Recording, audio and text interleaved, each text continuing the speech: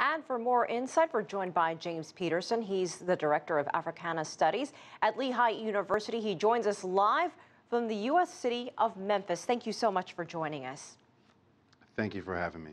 Dr. Peterson, you're in Memphis with a group of your students, and you took them to the National Civil Rights Museum, the site of the former Lorraine Motel where the iconic civil rights leader, Dr. Martin Luther King, was killed nearly 50 years ago. From your students' perspective, do the days of segregation seem like the distant past, or are the lessons still as relevant today as ever? That's an interesting question. I think for students, they're kind of trapped in this particular moment where we're commemorating all these different civil rights milestones.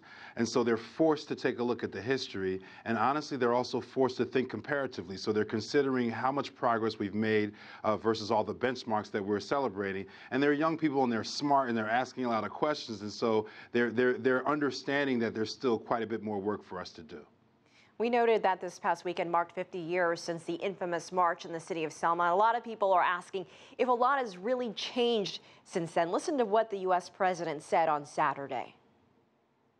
If you think nothing's changed in the past 50 years, ask somebody who lived through the Selma or Chicago or Los Angeles of the 1950s. To deny this progress, this hard-won progress, our progress, would be to rob us of our own agency, our own capacity, our responsibility to do what we can to make America better. What is your take? Are things getting better or are they getting worse in the United States? Of course things are getting better, and of course we've made progress. Listen, I have an incredibly diverse group here. I have Chinese international students, white students, African-American students, students from a wide variety of backgrounds, ethnically, in terms of class. We traveled down here together. We stopped every place that we wanted to stop together as a group. We were able to get gas. We were able to sleep in hotels. That marks a certain amount of progress. The idea that I even teach at a predominantly white institution marks a certain amount of progress. And so, yes, we have made progress. However, we can't allow either the progress that we've made up to this point or all of the commemoration that we're doing around civil rights benchmarks to obscure the path forward. We still have a tremendous amount of work to do. You don't have to look that far. Look to the University of Oklahoma and the SAE debacle. Look to last Friday in Madison, Wisconsin, where a young man by the name of Terry Robinson was shot unarmed by a white police officer. And so we still have things that we have to do. We have work that has to be done. We have to understand we've made progress. We have to understand that the battle has to also continue as well. Well, and you mentioned this. A lot of people here are still concerned, the shootings with the unarmed black teenagers at the hands of the white police officers. You mentioned the University of Oklahoma and what happened there with the fraternity. So these things are still happening. So what does that say about race relations, the current state of race relations?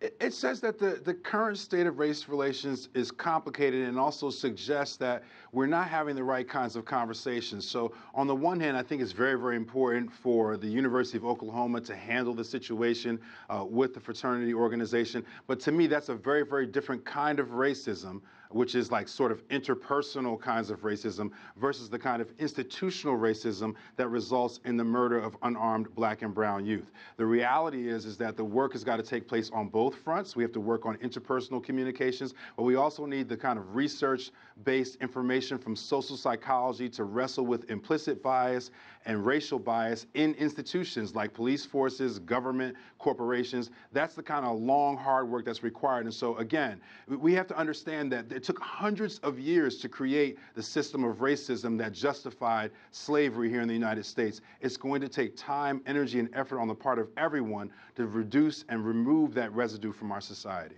And Dr. Peterson, let's end by talking about what we heard just a moment ago, that minorities will become the new majority in the United States by the year 2044. Your thoughts on that, and what impact do you see that having?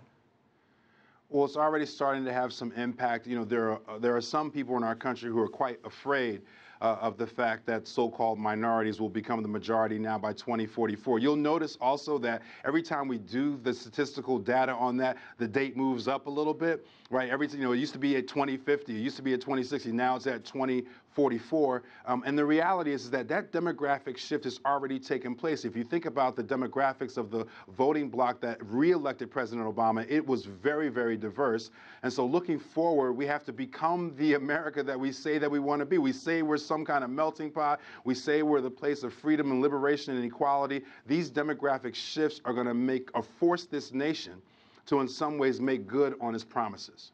All right, Dr. James Peterson of Lehigh University, thank you so much. Enjoy the rest of your trip in Memphis.